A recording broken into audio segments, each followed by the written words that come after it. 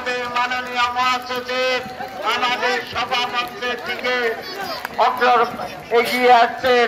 আপনারা সবাই দাঁড়িয়ে ওনাকে করতালির মাধ্যমে ওনাকে অভিবাদন জানান।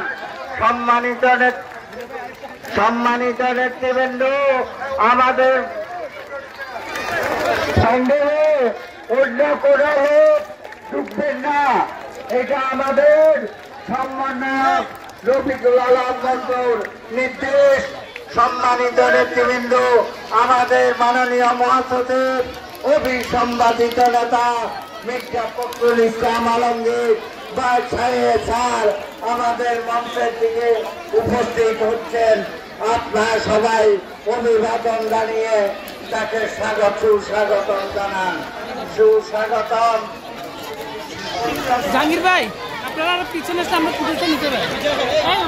সম্মানিত নেতৃবৃন্দ উপস্থিত, কোমলমতি ছাত্রছাত্রী ভাইরা, আপনারা আমাদের মাননীয় মহাসচিব মির্জা ফখরুল ইসলাম আলমগীর স্যার আমাদের সভা মঞ্চে এসে বসেছেন।